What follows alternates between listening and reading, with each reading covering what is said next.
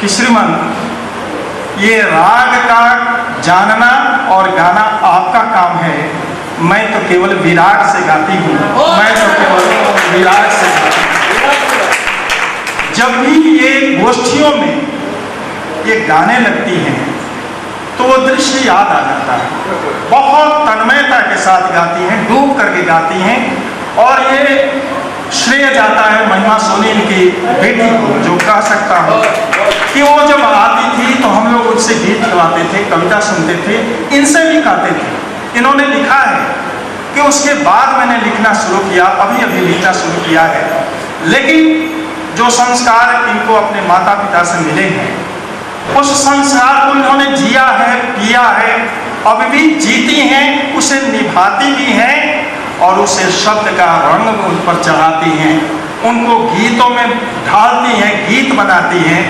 गीत बनाती ही नहीं, गुनगुनाती भी हैं, गाती भी हैं।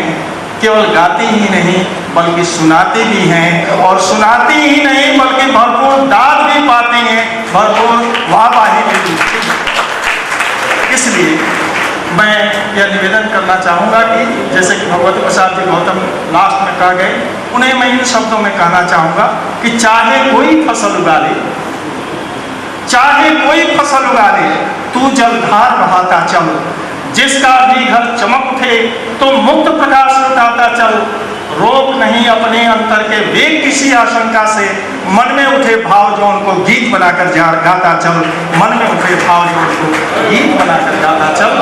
और ये गीत की जो गंगा है अब बहेगी, आगे बढ़ती रहेगी, पूरी ताकत से बढ़ेगी। अब इस क्रम में श्री गुरु मेरे ऊपर थोड़ा सा इस तरह से हो जाता है, कभी कोई कहता है कि मेरा कार्यक्रम हो जाना चाहिए, होना। आप सभी प्रबुद्ध व्यक्ति हैं यहाँ पर, एक बहुत अच्छा संगीतमय प्रस्तुति भी यहाँ होगी, संगीतकार लोग भी हैं यहाँ पर, लेकिन थोड़ा धैर्य रखें। मैं कहना चाहता हूँ कि आधा घंटा और धैर्य रखें। और श्री गुरु चरण जी मेहता रजत जो दिल्ली से पधारे हैं, कष्ट किया है इन्होंने यहाँ पर पधारने का, मैं निवेदन करूँगा कि अपने संक्षिप्त कृति परिचय के साथ हमें आलोकित करें और आभाषित करें। श्री गुरु चरण जी मेहता रजत, आप तालियों से आभार।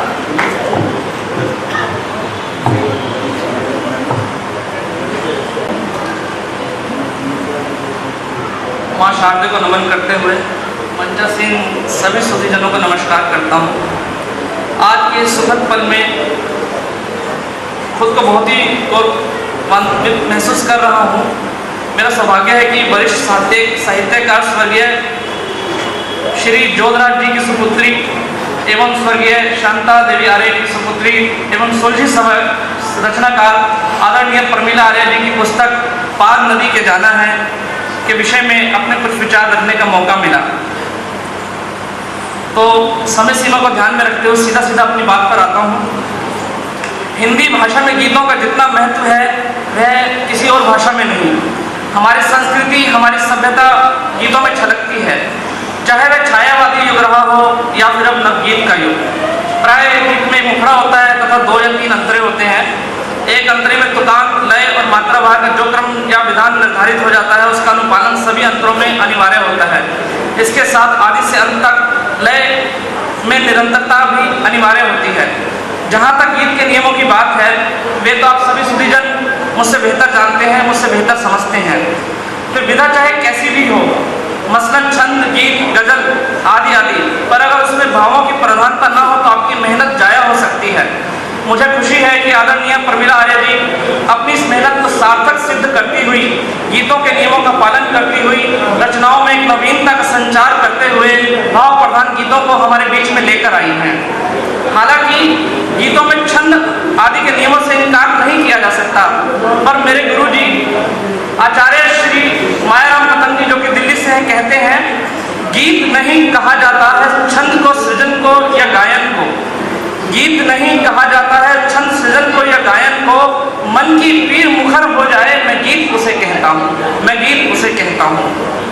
गीत वो जिसकी पंक्तियां सुनते ही मन आनंदित हो जाए और भावों के संग जिस ओर गीत की लहर हो उसी ओर मन भी बहता चला जाए, फिर वह गीत देश प्रेम का हो, खुशी का हो या किसी की पीर का।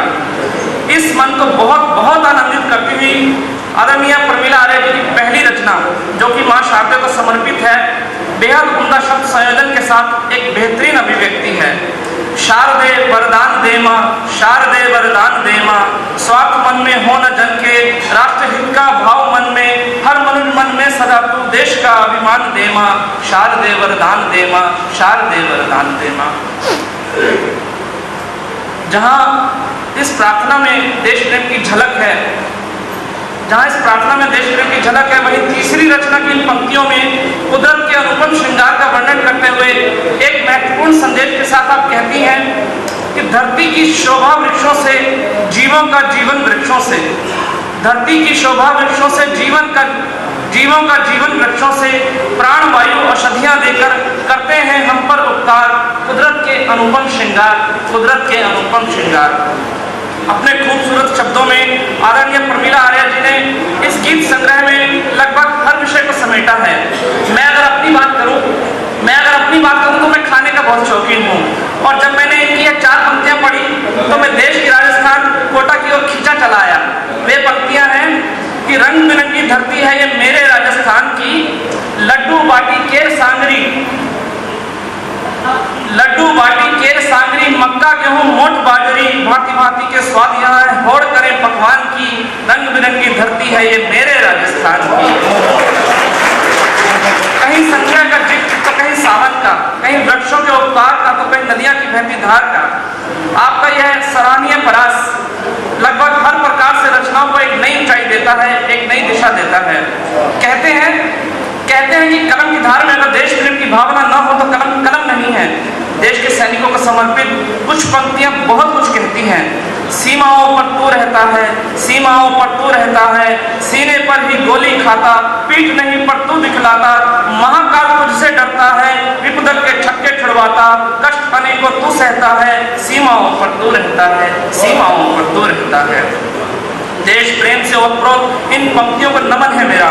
साथ ही साथ वे समाज की नई कुरीतियों की ओर इशारा करते हुए कहती हैं, साथ ही साथ वे समाज की नई कुरीतियों की ओर भी इशारा करती हैं, जैसे बाल मजदूरी। आप कहती हैं, भारतीय रोती सिसकती आंख से आंसू बहाती, भारतीय रोती सिसकती आंख से आंसू बहाती, अपने प्यारे लाडलों की दुर्दशा देखी न जाती।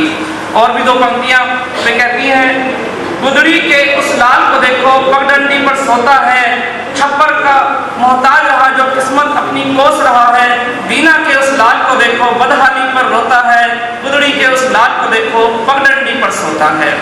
बाल विवाह की कुरीति की ओर इशारा करती और लड़कियों को न पढ़ाने की मानसिकता पर आपकी रचना बचपन में ब्याही रे की पंक्तियां सच में बहुत कुछ सोचने के लिए मजबूर करती हैं। पढ़ी लिखी अगर जो होती तब क्यों घुट घुट के मैं रोती, पढ़ी लिखी अगर जो होती तब क्यों घुट घुट के मैं रोती, खिल उठती जीवन की बगिया ली नहीं मेरी कोई खबरिया। समाज को तुलसीदास के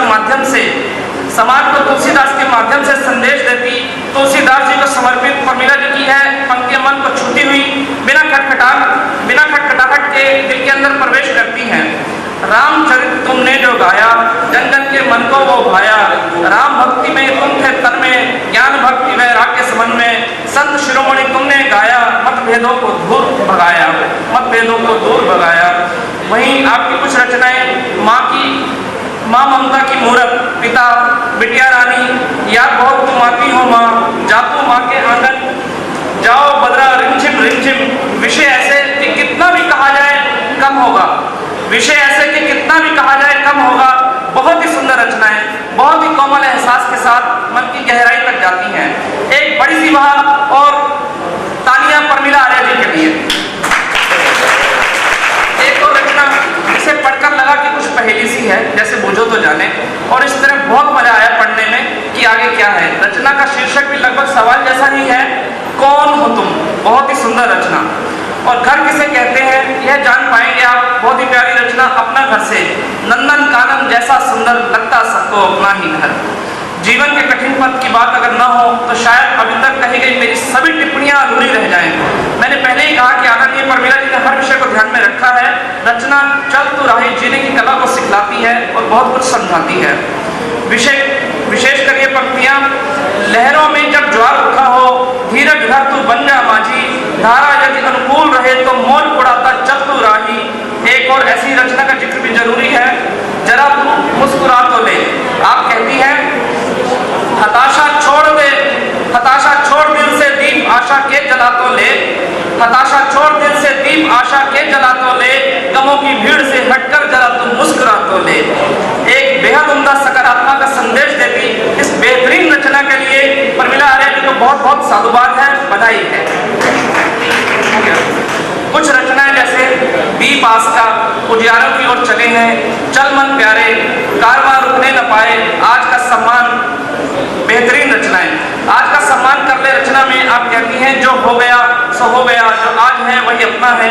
बहुत ही शानदार रचना के लिए बहुत बधाई है। और दुर्दिन को मार ठोकरे में एक बार फिर आगे बढ़ने की प्रेरणा देते हुए आप कहती हैं शक्तिहीन यदि सरल रहा तो घोल के जग पी जाएगा। शक्तिहीन यदि सरल रहा तो घोल के जग पी जाएगा। मान करेगी दुनिया तब जब शोला बन तू दहकेगा, जब शोला बन तू दहकेगा, समय तेरा तभी बदलेगा। और अंत में आता हूँ इस किताब की मुख्य रचना पार नदी के जाना है। बहुत ही सुंदर पंक्ति, बैठ गए हैं नैया में हम पार नदी के जाना है। बैठ गए हैं नैया में हम पार नदी के जाना है। मन में लेकर आस की हमको तटबंधों को पाना है। मन में लेकर आस की हमको तटबंधों को पाना है। मन की भावना को उजागर करती पुस्तक की जान ये पंक्तियां मन के अंदर घर कर चुके घनघोर अंधेरे में नई सुबह देते हुए रोशनी की जगमगाहट से सराबोर करती हैं। बतलाती हैं कि सफर बहुत लंबा है पर अवश्य पूरा होगा, अवश्य पूरा होगा, अवश्य पूरा होगा। बल्कि यूं कहा जाए पूरा होने को है। उस परम पिता परमात्मा से मिलन का समय होने को है। अब हमें चलना होगा, मन को शुद्ध कर उस परमात्मा रूपी तटबंधों को पाना है।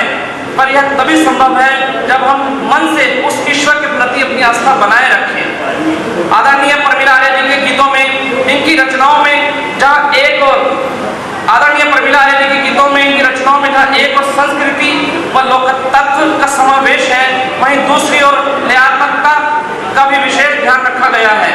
कुछ नए प्रतीकों का प्रयोग, सकारात्मक दृष्टिकोण, बेहद उम्दा शब्दों का संयोजन एक बड़ी सी बात करने के लिए पढ़ने वालों को मजबूर कर देता है। उनकी यह कोशिश, उनकी यह साधना अवश्य एक नई व्यवस्था का आगाज करेगी तथा कविताओं की लहर को, गीतों की परंपरा को बहुत आगे तक लेकर जाएगी। हृदय तल से शुभकामनाएं देते हुए मैं अपनी बात को इन पंक्तियों से यही विराम देता हूँ। सादर नमस्कार। परिचय दिया। अब इसके बाद समय तो किसी की प्रतीक्षा नहीं करता। और एक बात और देखिए कि बहुत से साहित्यकार पुरस्कार के पीछे दौड़ते हैं, लेकिन बहुत से ऐसे साहित्यकार हैं जिनके पीछे पुरस्कार दौड़ता है। और ऐसे ही एक शीर्षस्थ साहित्यकार कोटा को धन्य कर रहे हैं, पूरे हिंदुस्तान में कोटा का नाम रोशन कर रहे हैं।